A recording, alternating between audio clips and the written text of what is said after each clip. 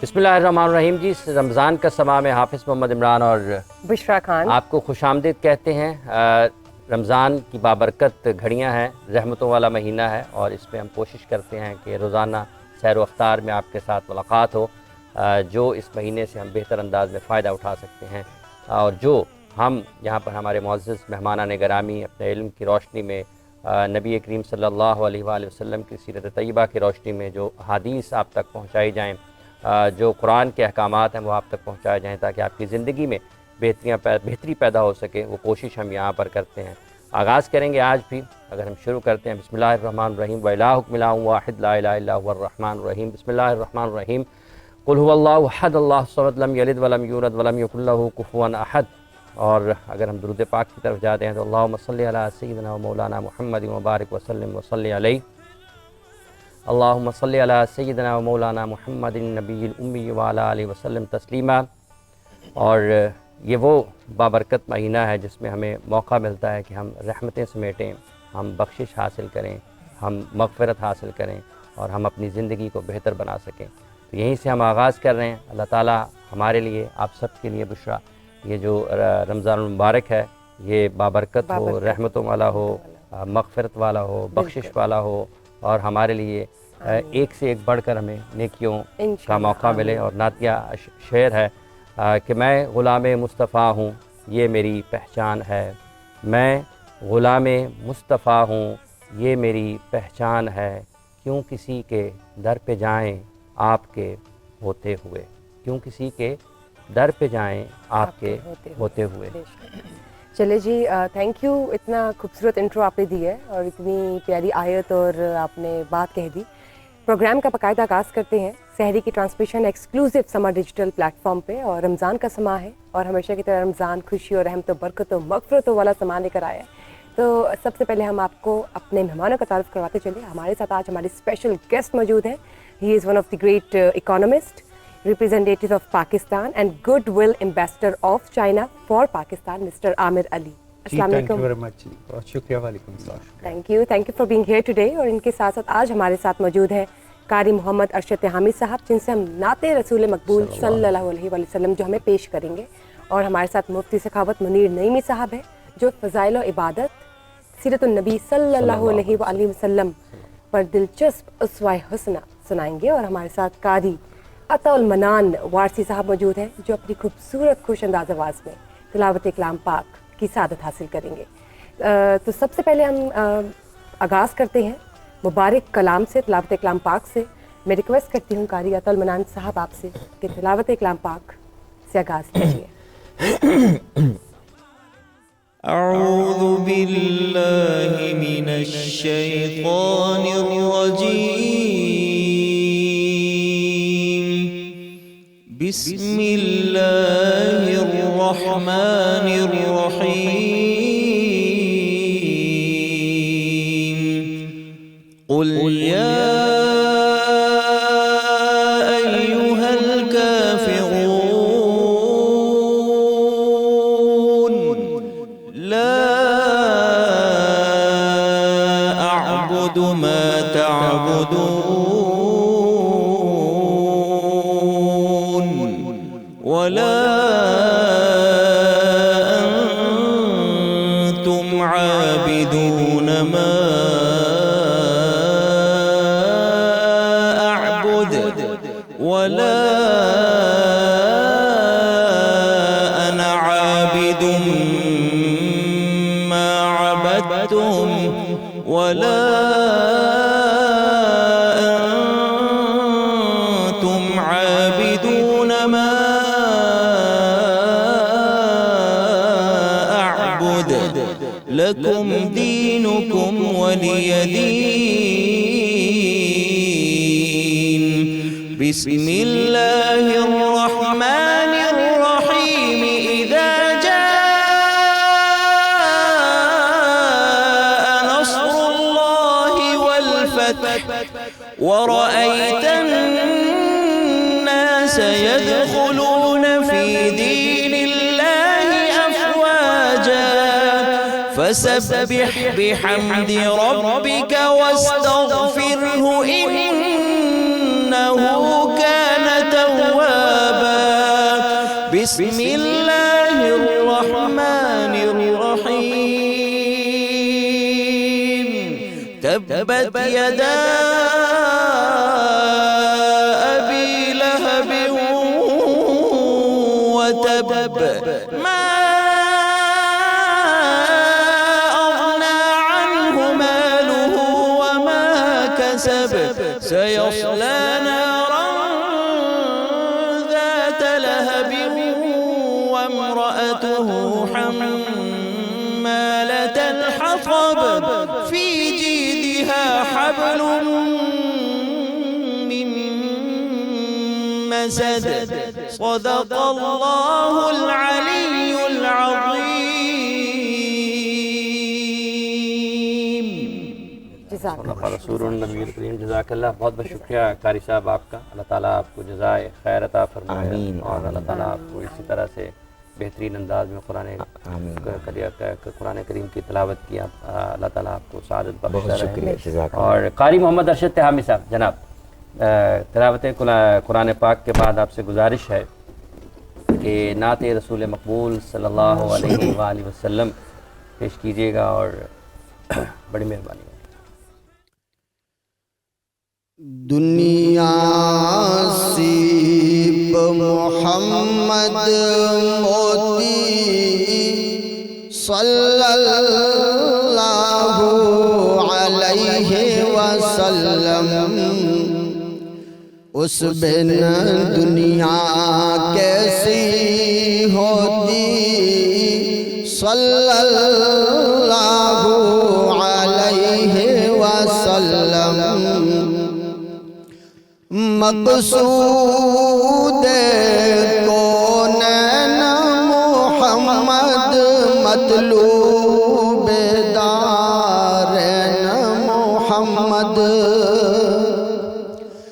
مقصود کونین محمد مطلوب دارین محمد، اس بن دنیا کیسی ہوتی صلی اللہ علیہ وسلم، گر نہ ہوتا آمنا جایا خلقت کا غم کھانے والا، گر نہ ہوتا آمنا جایا خلقت کا غم کھانے والا، خلقت میٹھی نیند نہ سوتی صلی اللہ علیہ وسلم، اس بن دنیا کیسی ہوتی صلی اللہ علیہ وسلم، زہرا کا دل غم کا مارا ہجر نبی میں پارا پارا، زہرا کا دل غم کا مارا ہجر نبی میں پارا پارا، گمسم آنسو ہر پہ روتی صلی اللہ علیہ وسلم، اس بن دنیا کیسی ہوتی صلی اللہ علیہ وسلم، ساجن بن سکھ چین ناوے یاد اس کی دن رات ستاوے، ساجن بن سکھ چین ناوے یاد اس کی دن رات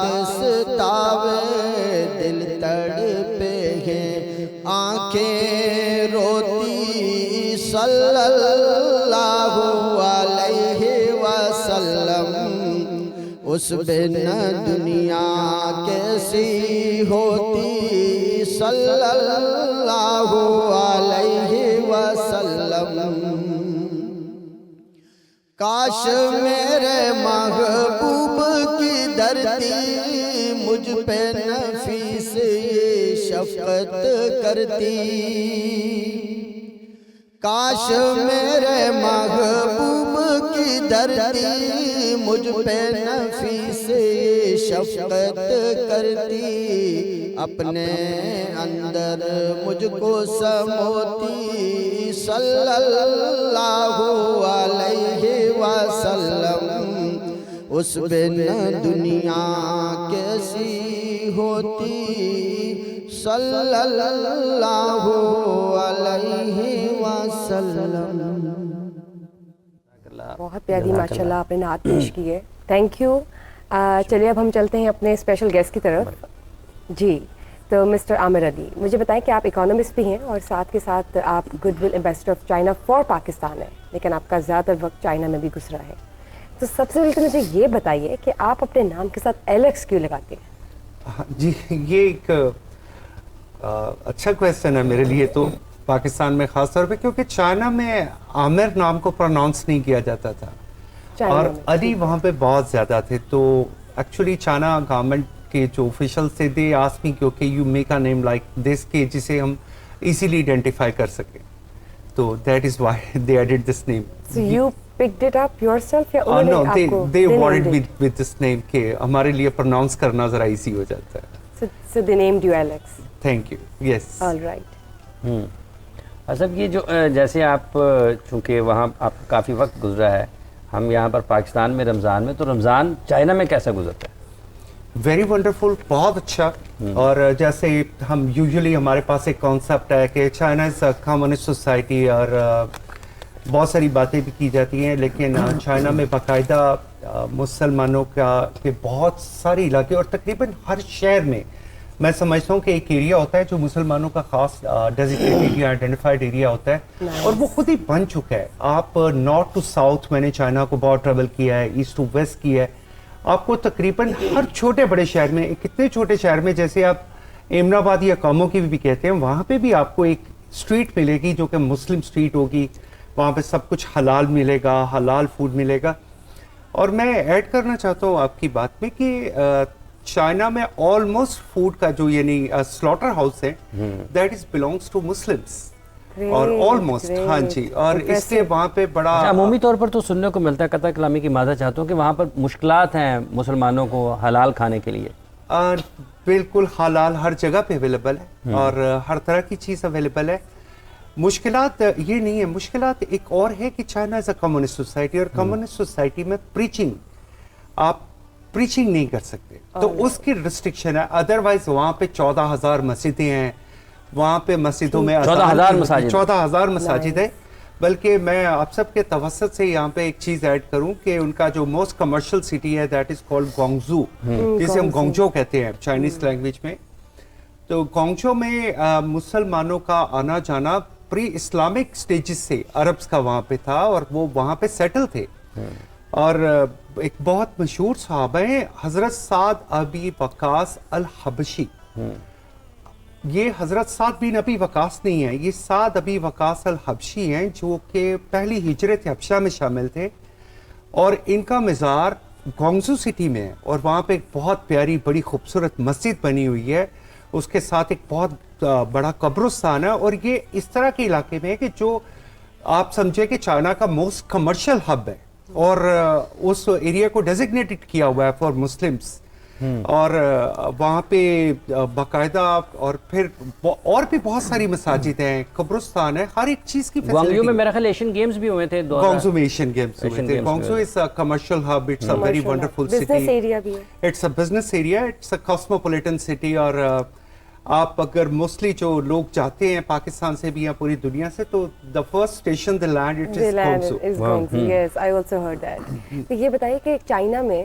جب ہم بات کرتے ہیں حلال اور حرام کی، اب ہم مسلمس کے لیے حلال اور حرام کو دیکھنا، باریکی سے دیکھنا، بہت we just keep it on top of it, تو وہاں پہ کھانے کا مطلب چائنیز کا کیا ہے کھانے پینے کا, اور جو چیزیں وہ کھاتے ہیں وہ ہمارے اسلام میں تو بالکل بھی مطلب ممنوع ہے, تو وہ کیسے, how do they survive, they live up with such kind of things. Yes, intake. So, let me tell you one thing کہ اسلام میں جو قرآن میں لکھا ہے وہ لکھا ہے کہ ہم نے آپ کے لیے سمندر میں گوشت پیدا کیا. اب اس کا ایک سمپل فارمولا یہ ہے کہ آپ کو جس چیز سے نفرت ہوتی ہے کھانے میں وہ مت کھائیں, جو آپ ایزی کھا سکتے ہیں وہ کھا لیں. اور اس کے علاوہ جیسے آپ نے کہا کہ وہاں پہ بہت ساری چیزیں ہیں, میں آپ کو گارنٹی سے کہتا ہوں کہ آپ چائنیز کسی بھی ریسٹورنٹ میں جائیں جو کہ پراپر چائنیز ریسٹورنٹ ہے, وہاں جا کے آپ انہیں کہیں کہ ہم لوگ چنچن ہیں یعنی مسلم ہیں, ہم لوگ ہوئی ہیں, آپ کو ایسے انہیں بتانا پڑتا ہے. تو once you explain to them, وہ فوری طور پہ آپ کو پک کرتے ہیں اور وہ آپ کو حلال فوڈ سرو کرتے ہیں, یا آپ کو نہ کر دیتے ہیں کہ ہم آپ کو حلال فوڈ سرو نہیں کر سکتے. چائنا میں آلموسٹ جو یہ چیز ہے آفیشلی تو ایسے اناؤنس نہیں ہوتی, بٹ اٹ از لائک 17 سے 20 کروڑ کے درمیان ایک پاپولیشن ہے مسلمانوں کی, and they are surviving with their society and they are surviving with their Islamic system. میں کلچر کا ورڈ یوز نہیں کروں گا, but they are surviving with their Islamic system. And وہاں پہ کنورژن بھی ہو رہی ہے, آلدو یہ پکچرس پہ نہیں آتی یا ہائی لائٹ نہیں ہوتی, but a lot of peoples, once they get to know about the Islam and they get close to the Muslims, so they are converting themselves. And convert ہو رہے ہیں. and it is by themselves. There, as I told you کہ وہاں پہ preaching یا اس طرح کی ہاں بھی آپ بتا رہے تھے, اوپنلی نہیں ہے, رائٹ, اوپنلی نہیں ہے, لیکن مسجد میں ہم جب سے جاتے ہیں, ایک بہت بڑی مسجد ہے, وہ بھی کہا جاتا ہے کہ یہ 7ویں صدی عیسوی میں بنی تھی, اور it is very close to my office. اور وہاں پہ جب ہم جاتے ہیں اتنا مزہ آتا ہے, اور طرح طرح کی اقوام وہاں پہ آتی ہے. پہلے تو چائنیز میں 36 ڈفرینٹ نیشنلٹیز ہیں کہ جو چائنیز ہیں, اور ان کی ہر نیشنلٹی میں مسلمان ہیں. یعنی جیسے ان کے ڈفرینٹ پروونسز ہیں, لائک یہ منگول مسلم ہے, یہ ہوئی مسلم ہے, یہ شنجان مسلمس ہیں, یہ آنگھوئی مسلمس ہیں, تو وہ تھوڑا سا ان کا کمپلیکشن بھی آپ کو ڈفرینٹ ملتا ہے. ٹھیک ہے, تو آپ وہاں پہ بڑا انجوائے کرتے ہیں کہ ایک بڑی انوائرمنٹ ہوتی ہے. اور جو امام صاحب ہیں جو گونگچو میں جو ماسک ہیں, وہ کسی دور میں پاکستان سے بھی پڑھ کے گئے ہیں, تو وہ بھی تھوڑی سی اردو بھی انہیں بولنی آتی ہے. ہمارے ایک تو ہم ہیں نا مسلمس, پاکستان میں رہتے ہیں, اور ہمارا کلچر ہے, نارمز ہیں, نوشنز بھی ہیں مائنڈ میں. تو جو چائنا میں مسلمس رہتے ہیں, کیا ہم ان سے فرق ہے کسی طریقے سے, مائنڈ سیٹ سے یا ایکشن سے یا آداب سے؟ کیا آپ میں اس کو کس سمجھتا طرح سے ہوں کریں گے؟ مسلمان کوئی ایک بھی ہے نا, اور وہ دنیا کے کسی بھی ملک میں رہتا ہے, تو اس کا ایک کلچر ہے, اور وہ اس کا ایک اسلامک کلچر ہے. آلدو کچھ ٹریڈیشنل ویلیوز ہیں, کچھ کلچرل ویلیوز ہیں, جو اور کچھ اس کی سوشل ویلیوز ہیں جنہیں وہ لوگ آبزرو کرتے ہیں. ہر ایک سوسائٹی میں بہت ساری چیزیں ہوتی ہیں, لیکن اس کے باوجود وہ حلال حرام کی تمیز کرتے ہیں, وہ کنزمپشن آف الکوہل کو ڈسکریج کرتے ہیں. اور اس کے علاوہ وہاں پہ بہت ساری ایسی تنظیمیں ہیں, مسلم تنظیمیں ہیں, جو کہ رمضان کے دوران بہت چیزوں کو, مسلم سیکٹس کو بڑے سموتھلی انکریج کرتے ہیں, اور چیزوں کو ایسے لے کے چلتے ہیں جیسے ہم پاکستان میں بھی ویسے ہی کرتے ہیں. لیکن وہ لوگ ان چیزوں کا بہت زیادہ شور نہیں مچاتے. اگر وہ کوئی اچھا کام کر رہے ہیں, مسلم کمیونٹی کے لیے کوئی اچھا کام کر رہے ہیں, تو they are not making a lot of noise. کوئی اس کے لیے کوئی اوپن فنڈ ریزنگ نہیں کرتے. ہاں کوئی فنڈس ریز ہوتے ہیں تو okay, they go with that. تو جیسے مسلمز آپ نے کہا ہے, چائنا میں آلموسٹ ہر ایک پروونس میں, ہر ایک سٹی میں, ہر ایک ڈسٹرکٹ میں, ہر ایک اسمال ڈسٹرکٹ میں آپ کو مسلمس ملیں گے, مسلمانوں کا کھانا ملے گا. اب جیسے ان کی ایک نوڈلس ہے, اسے کہتے ہیں لانچاؤ لامین. لانچاؤ لامین ایک ایسی ان کا کانسیپٹ بن گیا ہے کہ وہ ایک پبلک لمیٹڈ کمپنی بن گئی ہے. وہ پورے چائنا میں ایک ان کے جو لانچو کی جو نوڈلس تھی, اور دیٹ از ٹوٹلی حلال.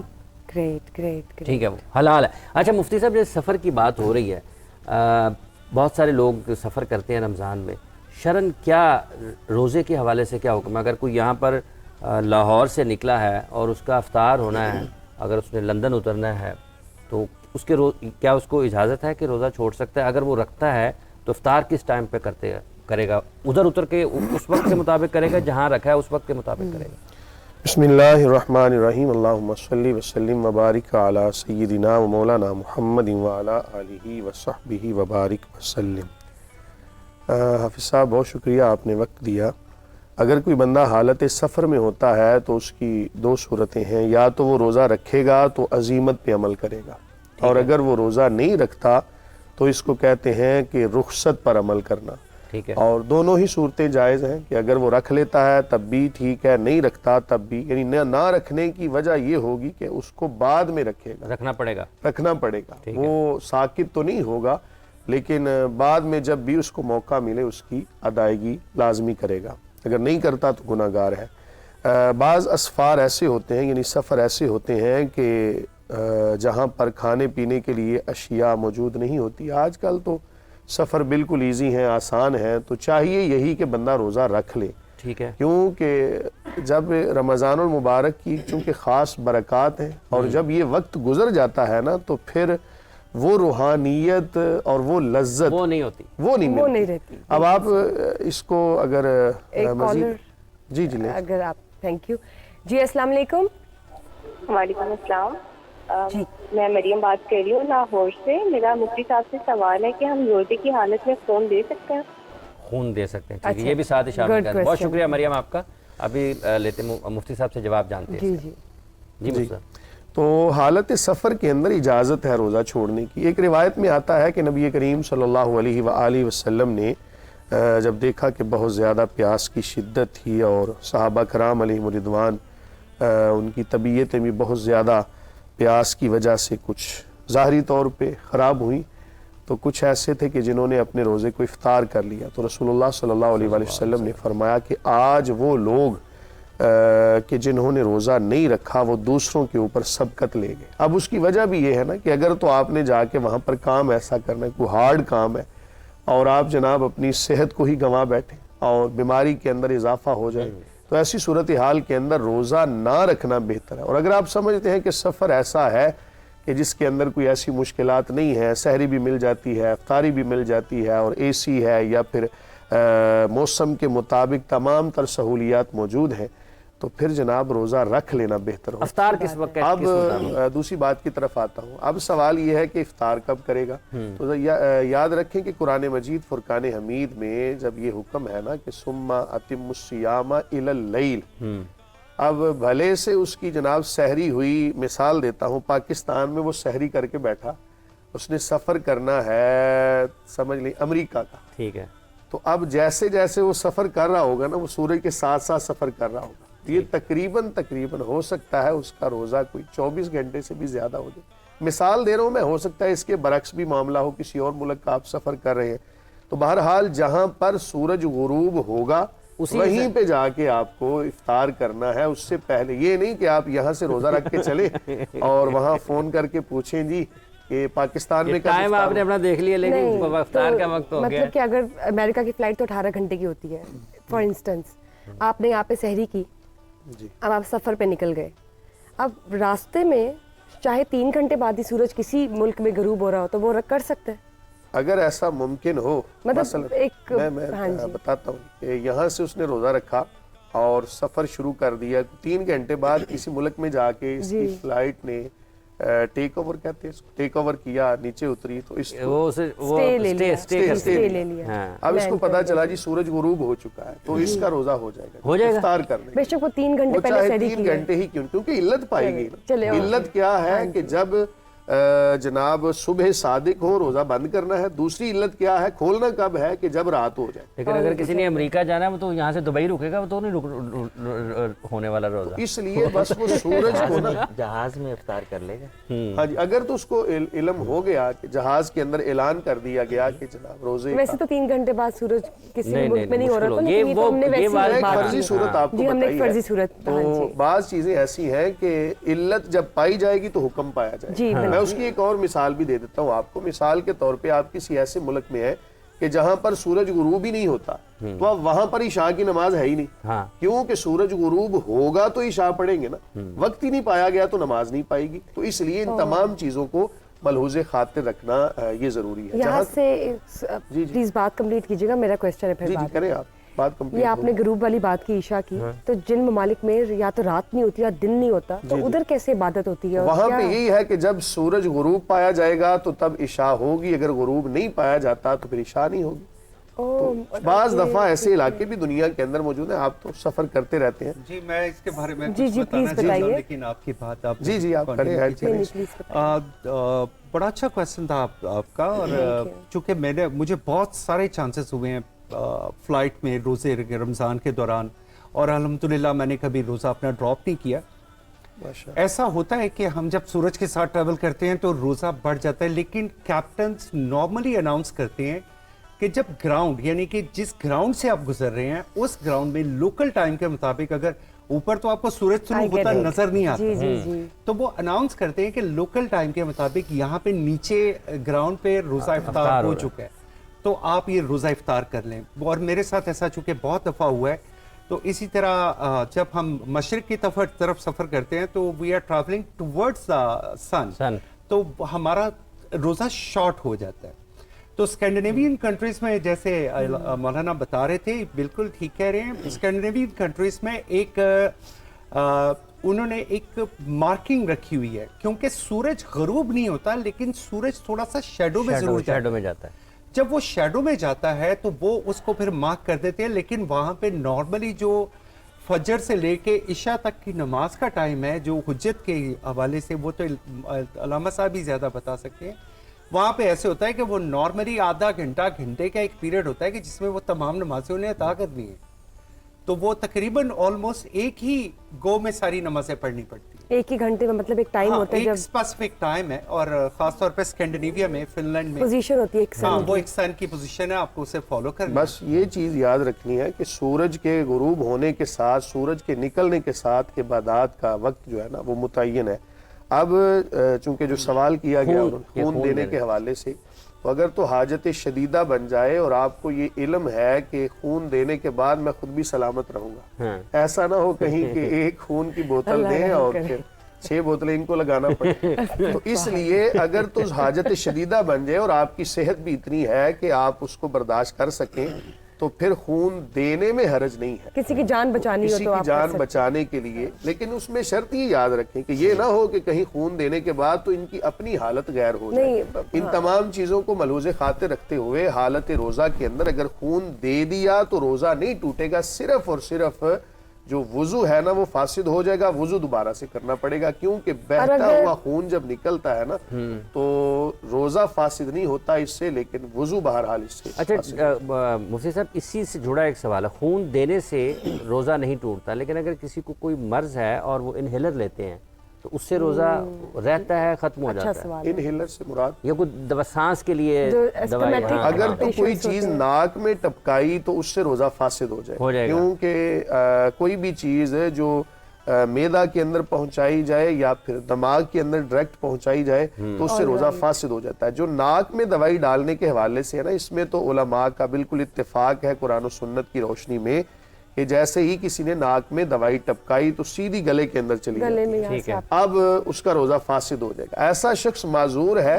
کہ جس کو سانس کا مسئلہ ہے، بالفرض دوائی کے بغیر وہ رہ ہی نہیں سکتا۔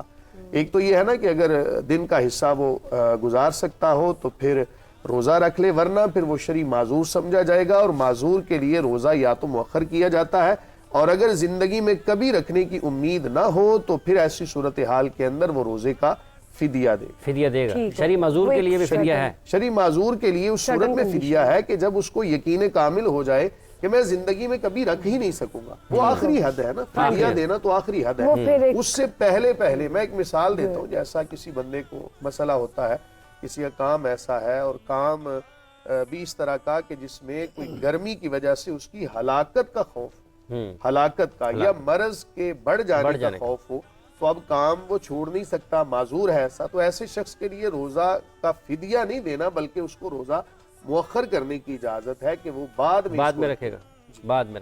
یہی سے ایک اور کوسچن میں کرنا چاہوں گی کہ ہم کسی کی جان بچانے کے لیے روزہ توڑ سکتے ہیں؟ مطلب کوئی بھی خدا نہ خاصہ کوئی سچویشن ایسی ہے، اب روزہ توڑنے کی صورت کیا ہوگی یہ پتہ چلے گا، کیسے توڑنا ہے، کوسچن ویسی مائنڈ میں آیا، لیکن کوئی ایسی کنڈیشن ہو سکتی ہے؟ میں ایک جزیہ بتا دیتا ہوں آپ کو، اب آپ سوال کیا کرنا چاہ رہی ہیں مجھے نہیں علم، ایک بندہ اگر بالفرض بالکل حالت مرگ میں تھا, آخری سانس چل رہی تھی اس کی, اگر اس کو پانی نہ پلائیں گے تو اس کی ڈیتھ ہو جائے گی. جی یہ اگر آپ کا سوال ہے تو اس کو پانی پلا دیں گے, روزہ اس کا افطار ہو جائے گا. یعنی روزہ اس کو یہ دوبارہ رکھنا پڑے گا. ہم یہ نہیں کہیں گے کہ اس کا روزہ جو فاسد کیا ہے نا, بندے نے جب کسی کو پلا دیا روزہ ختم ہو گیا اس کا. ہاں یہ ہے کہ اس کو کفارہ نہیں دینا پڑے گا, صرف اور صرف اس کو قضا کرنا پڑے گی روزے کی. اگر بعد میں کبھی بہتر ہو جاتا ہے تو اس کی قضا دے گا, اس پر گناہ نہیں ہے. ہاں چونکہ کسی بندے نے اس کو کھلایا, یہ بھی مسئلہ یاد رکھیں کہ اگر بھول کر کسی نے کھا پی لیا تو اس کا روزہ فاسد نہیں ہوگا. کیوں؟ اس کی وجہ بھی بتا دیتا ہوں. نبی کریم صلی اللہ علیہ وآلہ وسلم کا فرمان ذی وقار, جس کا مفہوم ہے ایک بندے نے اگر بھول کے کھا پی, یاد ہی نہیں اس کو, یاد ہی نہیں ہے, ایسے گیا جناب گھر میں تو 2-3 پراٹھے بھی اس نے کھا لیے, تو اگر اس کو نہیں یاد تو اس کا روزہ فاسد نہیں ہوا. کیونکہ اس کے پیچھے حدیث ہے, حضور صلی اللہ علیہ وسلم فرماتے ہیں اس کو اللہ نے کھلایا ہے. اب یہ بات سمجھنے کی ضرورت ہے, اس کو اللہ نے کھلایا ہے. اب اللہ تعالیٰ کے کھلانے کی وجہ سے یہ بندہ جو ہے اس کا روزہ فاسد نہیں ہوگا. اس کے برعکس اگر کسی بندے نے جبرن کسی کے منہ میں کوئی چیز ڈال دی, روزہ اس کا فاسد ہو جائے گا, لیکن اس کو گناہ نہیں ہوگا. جبرن ڈالی ہے روزہ فاسد ہو جائے گا, گناہ نہیں ہوگا. گناہ نہیں ہوگا کیونکہ یہ مجبور ہے نا. لیکن اللہ تعالیٰ کے کھلانے پر اور بندے کے کھلانے پر قیاس نہیں کیا جائے, یعنی یہ دونوں برابر چیزیں نہیں ہیں. تو ایک اور بھی میں چیز یہ ضمناً بتا دوں کہ اگر بالفرض کوئی کمزور تھا, بوڑھا تھا, تو وہ بھول کے کھا پی رہا تھا, تو دوسرے کو چاہیے اس کو یاد نہ کروائے. اس کی وجہ یہ ہے کہ ایک تو پہلے ہی بیچارے کی صحت ایسی ہے تو وہ تھوڑا سا کھا پی لے, بعد میں اس کو یاد کروائے. لیکن اگر کوئی بالکل ٹھیک ہے تو دوسرا بندہ دیکھ رہا ہے, اس کو چاہیے فی الفور اس کو یاد کرے, بھائی تیرا روزہ ہے. تو جیسے ہی اس کو یاد آئے گا, منہ کے اندر بھی جو چیز ہے نا اس کو باہر پھینک دے. وہ تو چلے ہو جاتے بھولے سے, سب کے ساتھ ونس ان اے لائف کبھی کبھی ایکسپیرینس ہوتا ہے. لیکن مجھے یہ بتائیں, بھولے سے 2-3 پراٹھے والی مجھے بات سمجھ نہیں آئی. ایسا ہو جاتا ہے. میری عرض سنیں, ایک بندہ ایسا ہے جس کو بھولنے کی عادت ہے, اس بیچارے کو یہ بھی یاد نہیں رہتا کہ میں نے کل کیا کھایا تھا, آج کیا ہے. کئی بندے ایسے ہوتے ہیں, بھولنے کی بڑی بیماری ہوتی ہے.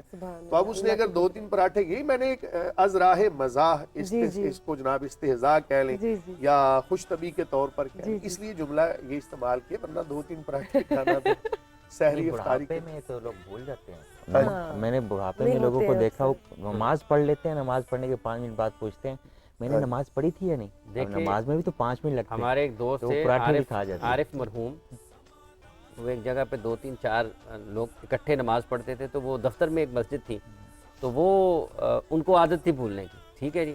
اب وہ ان کے دفتر کا وقت ختم ہوا, نماز انہوں نے عشاء کی پڑھ لی, عشاء پڑھ کے دفتر کا وقت ختم ہوا تو اوپر سے نکلے ہیں, تو نیچے ایک اور صاحب ہوتے تھے, کبھی وہ اذان پڑھتے تھے کبھی وہ پڑھتے تھے. تو جب عشاء پڑھ کے نکل رہے ہیں, اس کے پاس جاتے جاتے, اچھا بھائی نیت میں پھر ان چلنا, کہندے ٹھیک ہے.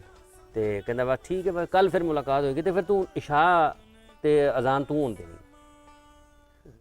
انہوں نے کہا ٹھیک ہے. انہوں نے کہتے عارف صاحب حالی تے عشاء بھول گیا. اب یہ بھولنے کی عادت ہوتی ہے. بلکہ میں اگر وہ سائنسدان کی بات کروں, ہم جب دوران طالب علمی میٹرک کر رہے تھے تو ہمیں سائنس کے جو اساتذہ تھے نا, انہوں نے یہ ایک واقعہ سنایا کہ ایک سائنسدان تھے, تو انہوں نے کیا کیا جناب, ایک ہاتھ نوکر نے کہا کہ جناب میں جا رہا ہوں ذرا کام, یہ آپ کے ہاتھ میں یہ گھڑی ہے, اس ہاتھ میں آپ کے انڈا ہے, اب اس کو پانی میں ڈالیے گا, جب یہ پانی بوائل ہو جائے تو میں واپس آؤں گا, 5 منٹ بعد آپ نے اس کو اتار لینا. اب چونکہ سائنسدان ایسے ہوتے ہیں کہ جن کی توجہ جو ہے نا ساری کی ساری اپنی سوچ کے اوپر ہوتی ہے, وہ سائنسدان ہی نہیں جس کے اندر سوچ نہیں ہے.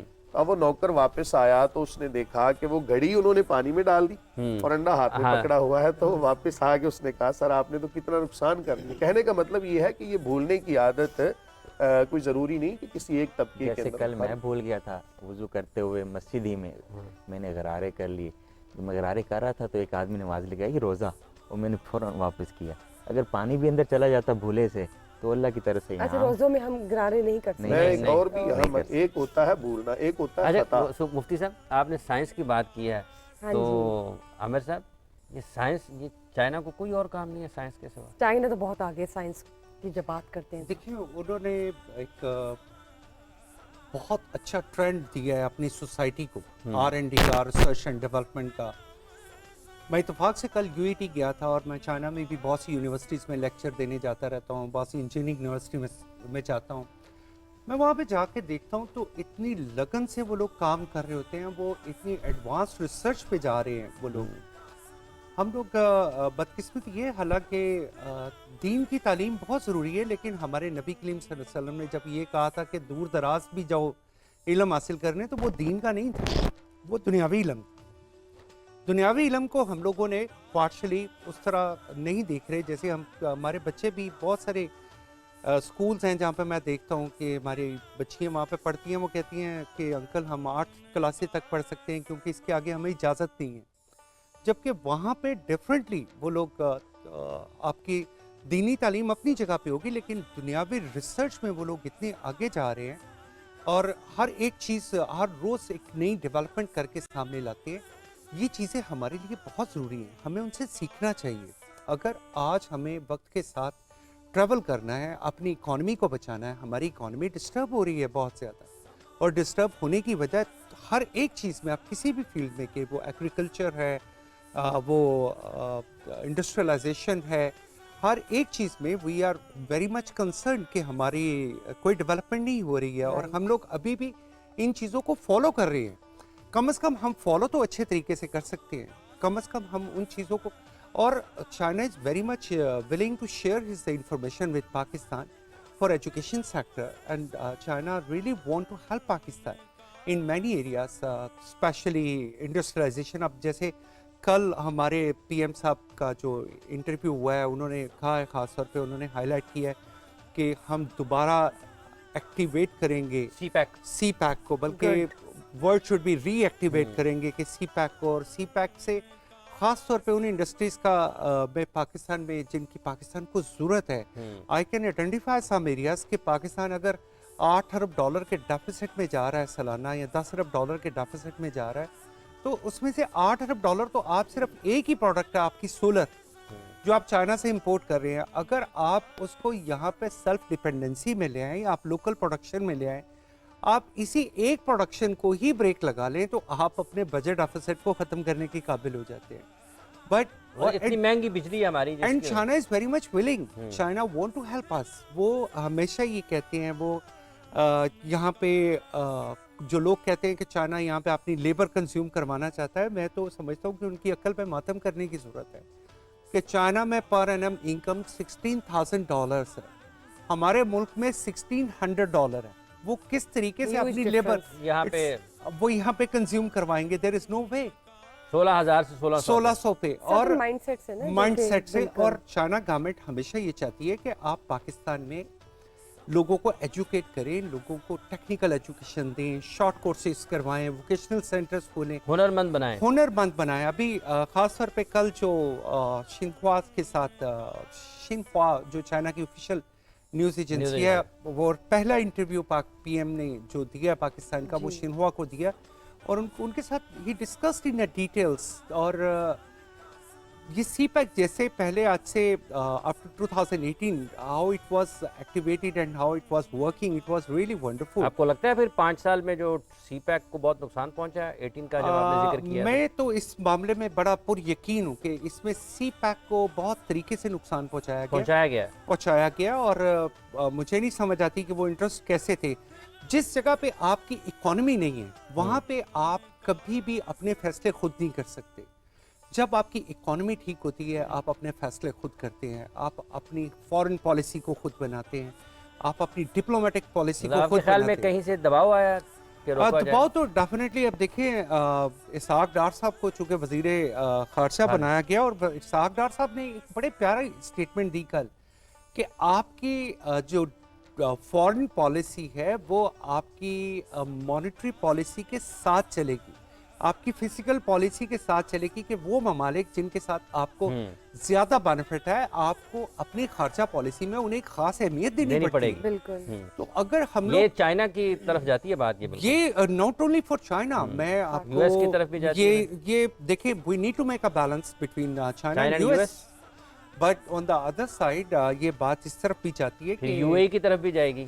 یس, یو اے نے آپ کے ساتھ بہت اچھے کانٹریکٹ بنائے ہیں, almost M O U signs ہو چکے ہیں, اور اس کے علاوہ اٹ از ایکسپیکٹڈ کہ پاکستان میں جو سیکنڈ فیز ہے اس میں چائنا کی طرف سے $200 بلین کی انویسٹمنٹ آئے گی پاکستان میں, اور اگر یہ ڈائریکٹ انویسٹمنٹ $200 بلین کی صورت میں آتی ہے تو this would have resolved many problems of Pakistan, many financial problems of Pakistan. Pakistan کے بہت سارے مسائل اس سے آپ کے خیال میں حل ہو سکتے ہیں. آپ نے سائنس کی بات کی, مفتی صاحب یہ قرآن تو یہ شامل کرتے ہیں نا, دن اور رات ہے, چاند اور تارے ہیں, ٹھیک ہے جی, تاروں کا گھومنا ہے, ان کا بدلنا ہے, اپنے اپنے مدار میں چلنا ہے, سمندر ہیں, پانی ہیں, دریا ہیں, یہ سارے کے سارے علوم ہی ہیں.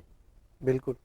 اور جیسے معیشت کی بات ہے, وَمَنْ أَعْرَضَ عَنْ ذِكْرِي فَإِنَّ لَهُ مَعِيشَةً ضَنْكًا وَنَحْشُرُهُ يَوْمَ الْقِيَامَةِ أَعْمَىٰ, تو معیشت کا بھی ذکر قرآن میں ہے. جہاں تک آپ کے جو آیت پڑھنے کا تعلق ہے, اگر میں اس پہ بات کروں گا نا تو ہمارے جو حفاظ ہیں نا ان پہ بات پڑے گی. قرآن کہتا ہے وَمَنْ أَعْرَضَ عَنْ ذِكْرِي فَإِنَّ لَهُ مَعِيشَةً ضَنْكًا, کہ جو بندہ, اللہ فرماتا ہے جو میرے ذکر سے راز کرے, روگردانی کرے, منہ موڑ لے, فَإِنَّ لَهُ مَعِيشَةً ضَنْكًا, تو اس کی معیشت جو ہے اس کو تنگ کر دیا جائے گا. وَنَحْشُرُهُ يَوْمَ الْقِيَامَةِ أَعْمَىٰ, اور قیامت کے دن اس کو نابینا اٹھایا جائے گا.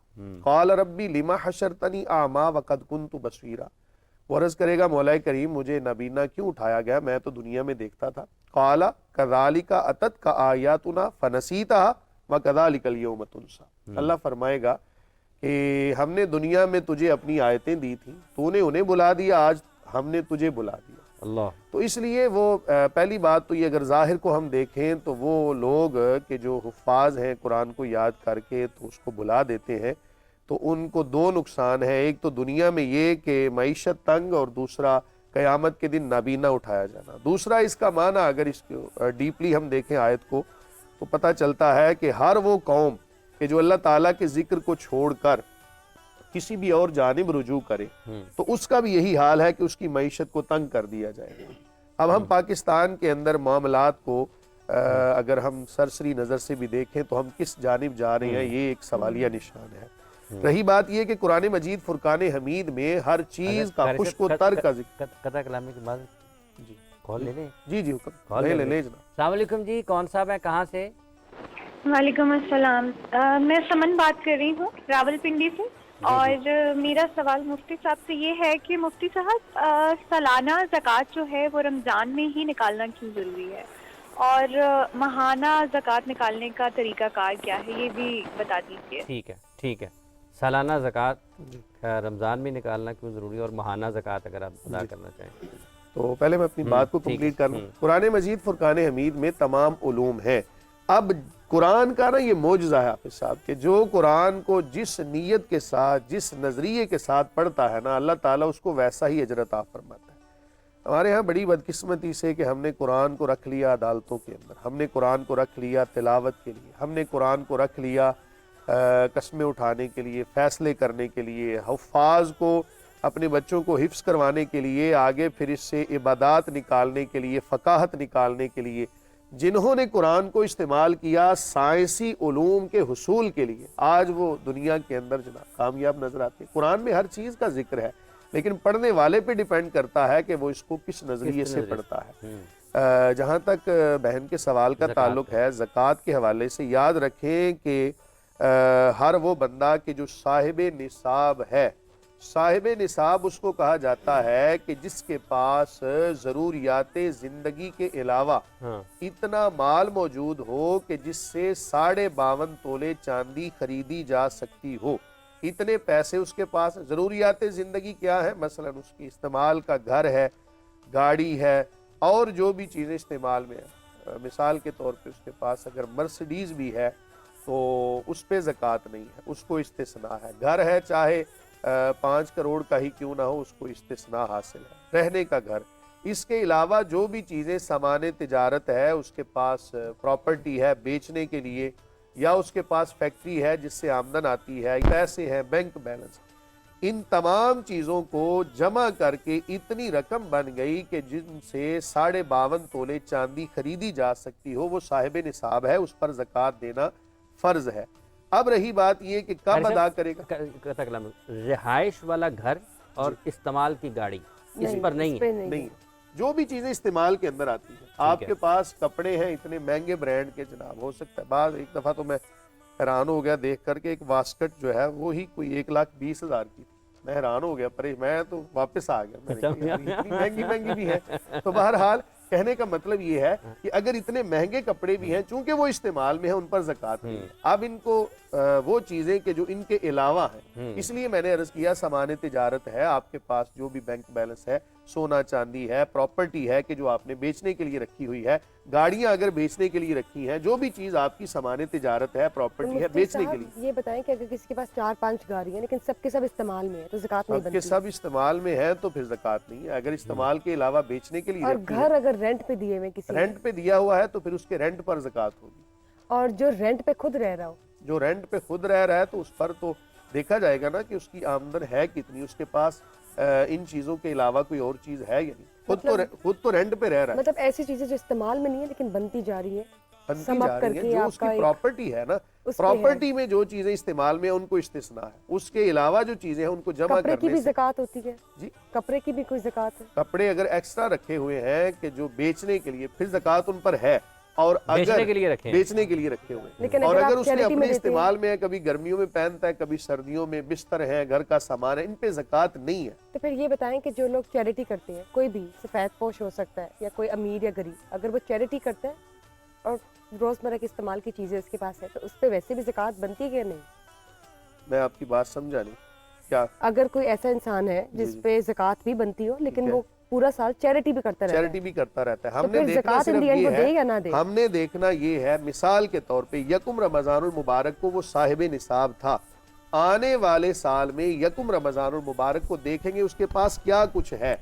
اب جو کچھ بھی اس کے پاس ہوگا نا, درمیانے سال میں کبھی عروج آیا, کبھی زوال آیا, کبھی بینک بیلنس زیادہ ہوگا, کبھی اس سال کے گزرنے کے بعد وہ اپنی پراپرٹی کا حساب لگا کے اس کو 40 پر تقسیم کرے گا اور زکوٰۃ ادا کر دے گا. یہ موضوع اتنا طویل ہے کہ یاد رکھیں, جو بھینسیں رکھی ہیں اگر کسی نے, ان پر علیحدہ سے زکوٰۃ ہے, زمین ہے ان پر علیحدہ سے عشر ہے, اگر معدنیات ہیں ان پر خمس ہے, جو ایسی زمین کے جن کو راہٹ سے پانی دیا جائے ان پر علیحدہ سے زکوٰۃ ہے. تو بہرحال اس کو 40 پہ تقسیم کریں آپ اور زکوٰۃ ادا کریں. رہی بات یہ کہ ماہانہ اگر زکوٰۃ ادا کرتا ہے بڑی اچھی بات ہے, ہر مہینے اپنی پراپرٹی کا حساب لگا کے بری ذمہ ہو جاتا ہے, یہ تو بڑی اچھی بات ہے. اچھی ماہانہ بھی ادا ہو سکتی ہے. میرا آپ سے کویسچن ہے, مجھے یہ بتائیے کہ جب ہم چائنا کی بات کرتے ہیں تو, اور چائنا کیا بلکہ پاکستان کی بھی, تو قوم کی ترقی کے لیے آپ نوجوان کو کیا مشورہ دیتے کہ وہ کیا کرے؟ چائنا کی بھی آپ نے یوتھ دیکھی ہے, پاکستان کی یوتھ سے بھی آپ واقف ہیں, تو ڈفرنس مائنڈ میں رکھتے ہو آپ کو کیا لگتا ہے کہ ہمیں کیا ایسے اقدامات اٹھانے چاہیے جس سے ترقی آئے پاکستان؟ ڈیجیٹل میڈیا استعمال کرنے کے علاوہ ہر وقت ڈیجیٹل میڈیا تو رہنے دینا. اگر آپ مجھے اجازت دیں گے تو میں ایک چھوٹی سی بات, علامہ صاحب نے بڑی تفصیل سے بات کی ہے, تو معیشت کے حوالے سے آیات بھی علامہ صاحب نے بڑی اچھی, قرآن پاک چونکہ ایک الہامی کتاب ہے, اللہ تعالیٰ کی طرف سے نازل ہوئی ہے. میں ذاتی طور پہ سمجھتا ہوں کہ ہمارے صحابہ اکرام بہت سارے, ہمارے نبی کریم صلی اللہ علیہ وسلم خود تجارت کرتے تھے, اور اس کے علاوہ بڑی دیر تک عرب تجارت میں بڑے مشہور رہے ہیں. ہاں, اس میں اللہ کی یاد کو بھول نہ جائیں, ادروائز آپ یہ میں سمجھتا ہوں کہ اکانومی, حضرت عثمان غنی بڑے امیر تھے, حضرت خدیجہ بہت امیر تھی, شاید حضرت عبد الرحمن ابن عوف کے بارے میں بھی سنا ہے کہ وہ بہت امیر تھے اور سب تجارت کرتے تھے. تو میرا جاتا خیال ہے کہ سب سے مہنگا لباس پہنا کرتے تھے. ہاں جی بالکل, تو یہ, اور اس میں کوئی اچھا لباس پہننے میں اور اس میں کوئی وہ نہیں ہے. لیکن آپ کا جو کویسچن ہے کہ میری کیا رائے ہے یوتھ کے لیے یا کیا سجیشن ہے, سب سے پہلے میں اپنی یوتھ کو ایک سجیشن دینا چاہتا ہوں کہ آپ لوگ جو ڈگریاں لے کے پھر رہے ہیں نا, یہ جاب پرووائڈر کی نہیں ہے, جاب کریٹر کی نہیں ہے, یہ جاب سیکرز کی ہے. آپ کی ایجوکیشن کا سسٹم سارے کا سارا ان بیسس پہ کھڑا ہے کہ جہاں پہ آپ کلرک بن سکتے ہیں, کلریکل جاب کر سکتے ہیں, بھلے ہی آپ 17 گریڈ میں کریں, 18ویں میں کریں, 19ویں میں کریں, but that is a clerical job.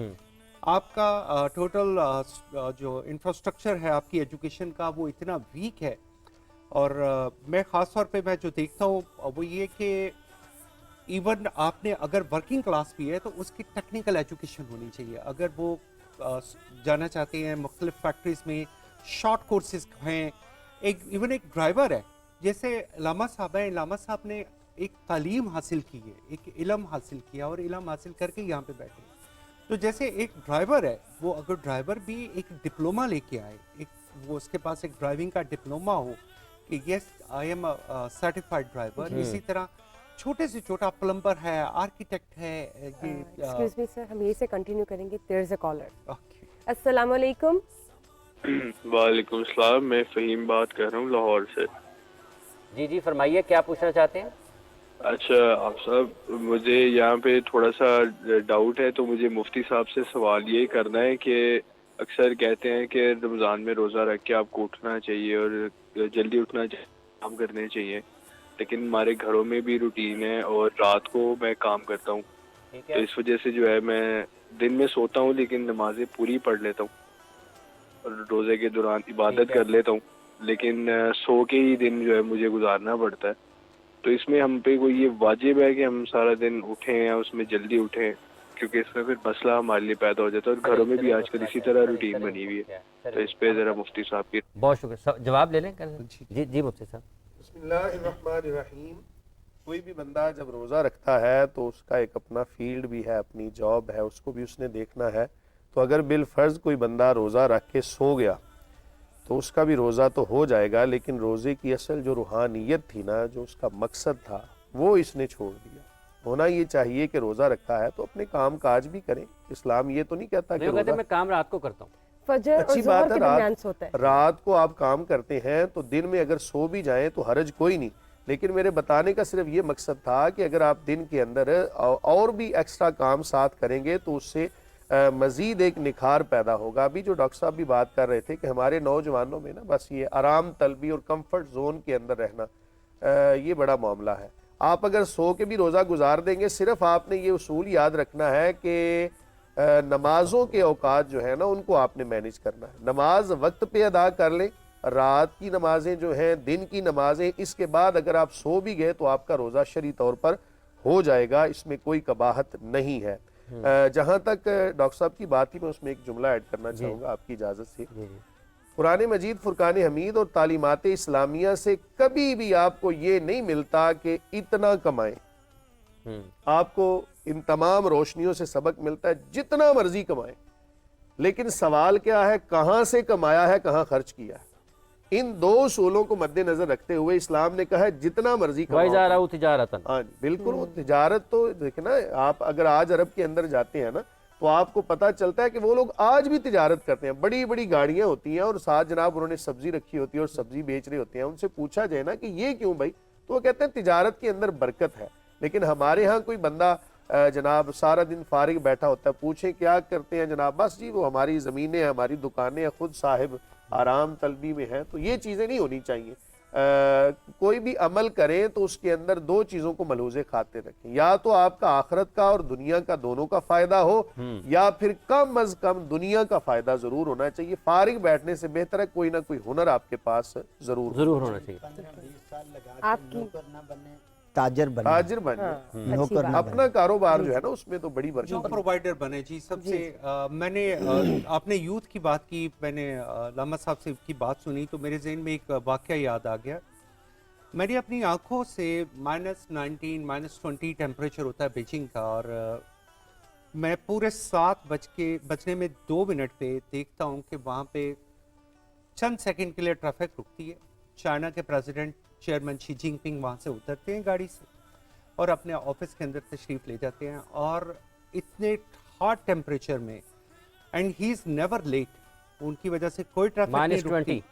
Yes, और उनकी वजह से कोई ट्रैफिक नहीं रुकती. और 2 दफ़ा का एविडेंस तो मेरा ज़ाती है कि मैंने चीन के सदर, तो ये उनकी हमेशा एग्जाम्पल सेट की जाती है आपके लीडर्स की तरफ से. जब आपके लीडर्स हार्ड वर्किंग होते हैं, जब वो टाइम को मैनेज करना देखते हैं, जब उन्हें ये पता चलता है कि मेरी कौम का टाइम है और मुझे इस टाइम पे उठना है, मुझे इस वक्त पे काम करना है, कौम का वक्त है, ये कौम का वक्त है.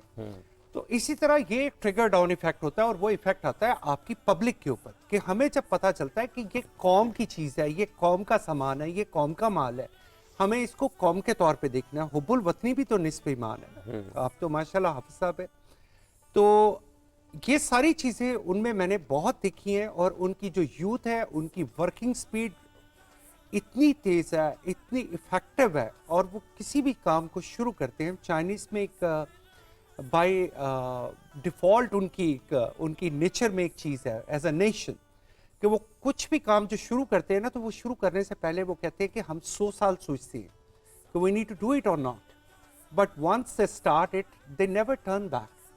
تو اس لیے لوگ جب یہ کہتے ہیں نا کہ سی پیک چلے گا نہیں چلے گا نہیں چلے گا, actually they don't understand what is CPEC. CPEC صرف پاکستان چائنا اکنامک کوریڈور نہیں ہے. CPEC is a one belt one road initiative, اور اس کا جو total belt and road initiative جو ہے اس کا ٹوٹل بجٹ جو ہے وہ $1280 بلین ہے. اٹ از ناٹ اونلی یہ کوئی سڑکیں وڑکیں بنانے کا کوئی پروجیکٹ نہیں آئی ہے کہ ایک اورنج لائن بن گئی ہے. یہ ہم لوگوں کے پاس بڑا مسکنسپشن ہے, ہمیں اسے سمجھنے کی ضرورت ہے. ود دیٹ $1280 بلین پاکستان میں ابھی تک صرف 50-60 بلین ڈالر کی انویسٹمنٹ ہوئی ہے, اور ابھی میجر انویسٹمنٹ آنی ہے. اور جیسے ابھی علامہ صاحب بھی ذکر کر رہے تھے کہ جی سی پیک کے حوالے سے کہ جی ایران یا افغانستان ہمیں بائی پاس نہ کر جائے, بیفور دس ڈسکشن ہماری آپس میں جو بات ہو رہی تھی, تو یہ پاسبل نہیں ہے کیونکہ آپ کا فلیگ شپ پروجیکٹ جو ہے وہ گوادر والا ہے. آپ کا سی پیک آپ کا بیلٹ اینڈ روڈ انیشیٹو کا فلیگ شپ پروجیکٹ ہے. آپ کو اگر اسے فلیگ شپ پروجیکٹ کے طور پہ لے کے چلنا ہے تو ہاں, اب ہمیں کرنے کی کیا ضرورت ہے, جیسا کہ کل پی ایم صاحب نے بڑی تفصیل سے بتایا, شاید عام عوام کو بھی یہ سمجھنا چاہیے کہ پاکستان میں اسپیشل اکنامک زونز بنے, انڈسٹریلائزیشن ہو, ہم انڈسٹری کو چائنا سے پاکستان میں موو کروائیں, ہم پاکستانی لیبر کو کنزیوم کروائیں, ہم پاکستان مین پاور کو یوز کریں لوگ, تاکہ زیادہ سے زیادہ, اور اس کے لیے ہمارے پاس ہر سطح سے اسکلڈ لیبر ہونی چاہیے.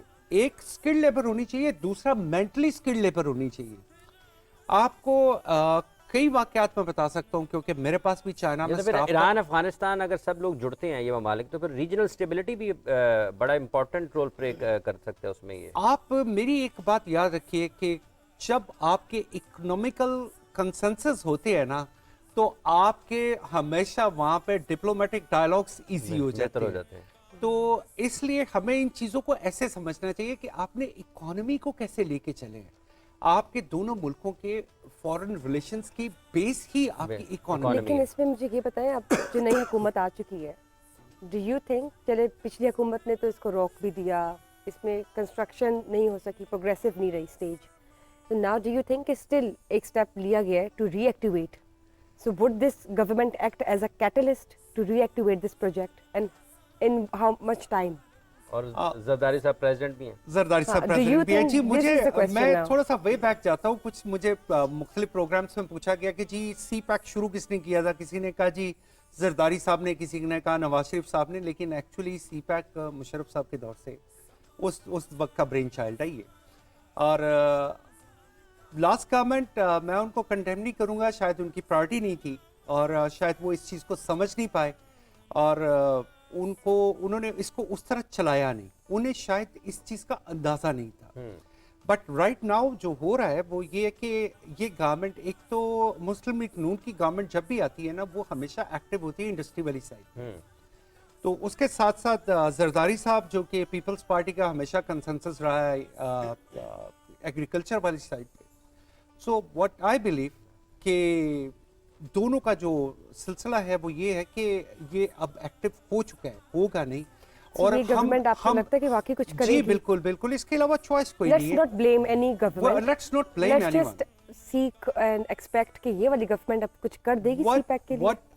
what I have a speculation that China will directly invest in Pakistan like $200 billion in coming 2 years. That is why it was speculated in this caretaking government that our trade minister have made $200 billion اور آنے والے 2 سال میں, and our trade minister lastly انہوں نے ایک margin line, they have drawn a margin line with China that we can export up to $25 billion goods to China. ہم لوگ آج تک اس کو نا ایک سائڈ پہ دیکھتے رہے ہیں کہ چائنا کی لائٹ آ گئی ہے, چائنا کی یہ آ گئی ہے, چائنا کا فرنیچر آ گیا, دو طرف ہے. But actually we need to understand India وہاں پہ مہندی بیچ کے, وہاں پہ اپٹن بیچ کے, وہاں پہ اگربتی بیچ کے, یہ انکنونشنل پروڈکٹس بیچ کے, وہ پرندہ بیچ کے, اور یہ کرتی بیچ کے, بہت ساری چیزیں ایسی ہیں.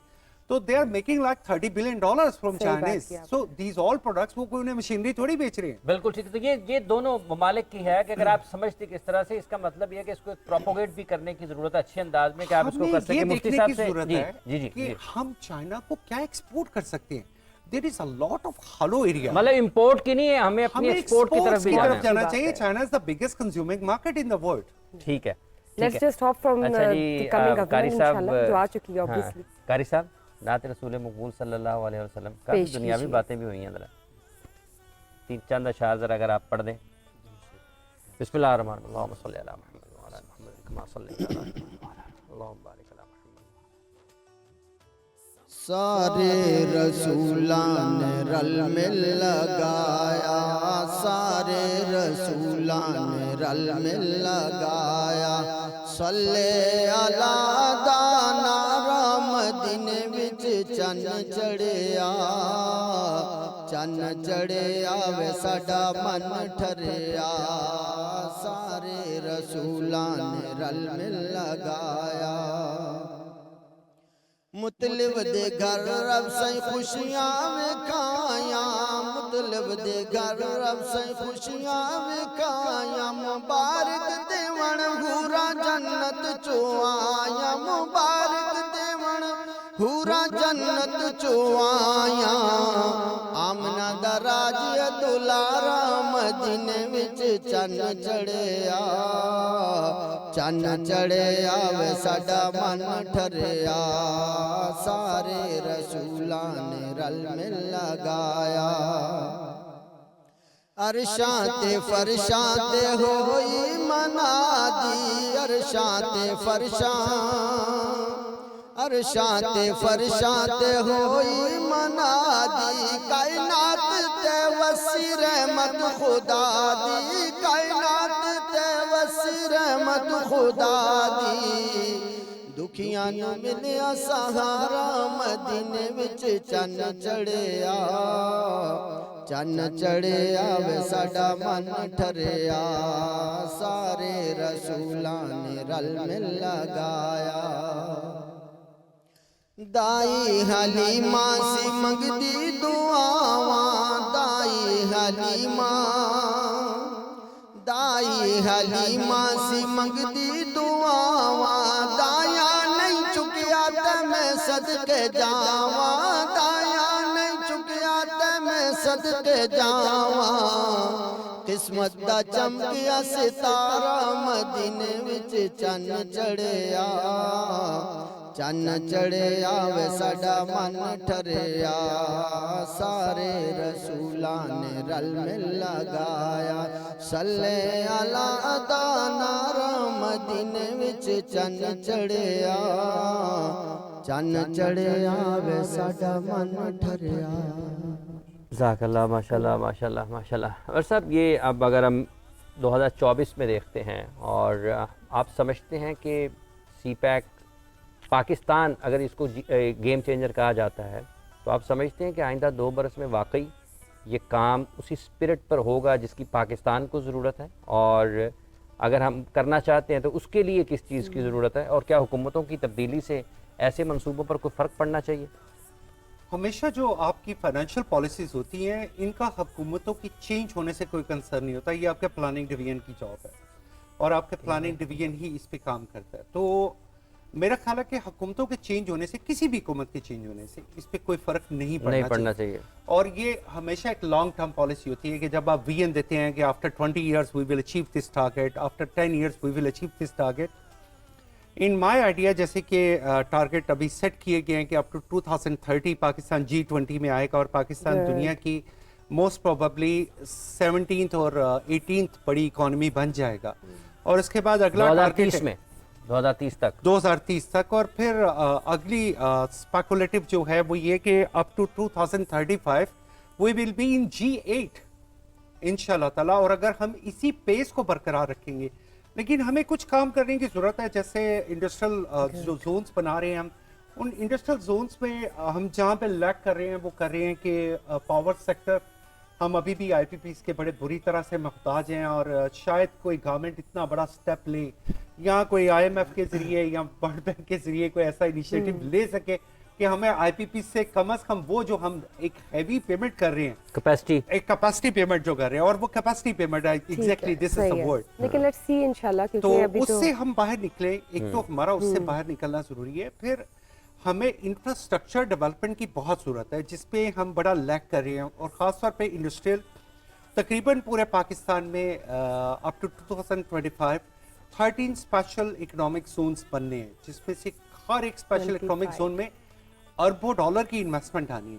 But on infrastructure side and the other side is the power sector. یہاں پہ ہمیں بہت زیادہ کام کرنے کی ضرورت ہے. پاور سیکٹر سب سے زیادہ اہم ہے. پاور سیکٹر اگلے 5 سال میں ہم کسی نہ کسی مقام تک تو پہنچ جائیں گے سی پیک کو لے کر، اس پروجیکٹ کو لے کر. دیکھیں 75% تک CPEC is a game changer, there is no doubt. But we need to go for the self reliability. جیسے آپ خاص طور پہ یہ دیکھیں کہ اسپیشل انویسٹمنٹ فیسیلیٹیشن کاؤنٹر جو اب کھلا ہے، ابھی کھلا ہے، یہ آج سے 20 سال پہلے کھلنا چاہیے تھا. اور پھر ایگریکلچر میں جو آپ ابھی انوویشن لے کے آ رہے ہیں، اور اس میں کیا کر رہے ہیں آپ، ایڈیبل آئل خاص طور پہ فوکس کر رہے ہیں کہ ایڈیبل آئل پاکستان کی بہت زیادہ ضرورت ہے. 12 ارب ڈالر کا ہم صرف آئل امپورٹ کرتے ہیں، اور اگر یہ 12 ارب ڈالر کی ہم لوکل پروڈکشن شروع کرتے ہیں، جیسے کہ کنولا شروع ہو چکا ہے، آلیو شروع ہو چکا ہے، بہت ساری چیزوں کی ہمیں اپنے کام کرنے کی ضرورت ہے. اپنے کام کرنے کی ضرورت ہے. بہت بہت شکریہ عامر صاحب، آپ تشریف لائے. قاری صاحب آپ کا بہت بہت شکریہ، آپ تشریف لائے. مفتی صاحب آپ کا بہت شکریہ. قاری صاحب آپ کا بھی بہت بہت شکریہ. بشرا آپ کا بھی بہت بہت شکریہ. تھینک یو جی، تھینک یو. آج رمضان کا سما اسپیشل سحری transmission Samaa digital program Ramzan کا سما اگین. اس میں ہمارے ساتھ خصوصی گیسٹ موجود تھے mister Abir Ali, who is an economist and of course goodwill ambassador of China for Pakistan. انہوں نے بہت کچھ بتایا specially related to Pakistan, CPEC, حکومت اور ان کا ریلیشن اور کنیکشن اور آنے والے پروجیکٹس، اور چائنا جو ہے اس میں کیسے مزے کا رمضان کا جو ہے اہتمام کیا جاتا ہے. اور بھی ہم نے بہت کچھ سیکھا ان سے. Thank you sir for being here, and thank you Muhammad Arshad Tahami sahib, thank you قاری عطا المنان صاحب، تھینک یو مفتی سخاوت منیر نعیمی صاحب. آپ سب کا بہت بہت شکریہ. انشاءاللہ ہم دوبارہ مل رہے ہیں. آپ سب پلیز رکے رہیے، اپنی سیٹس کے ساتھ جڑے رہیے، کیونکہ افطاری جو ہے وہ انشاءاللہ ہم سب مل کے کھولیں گے رمضان کے سما میں لائیو. اللہ حافظ.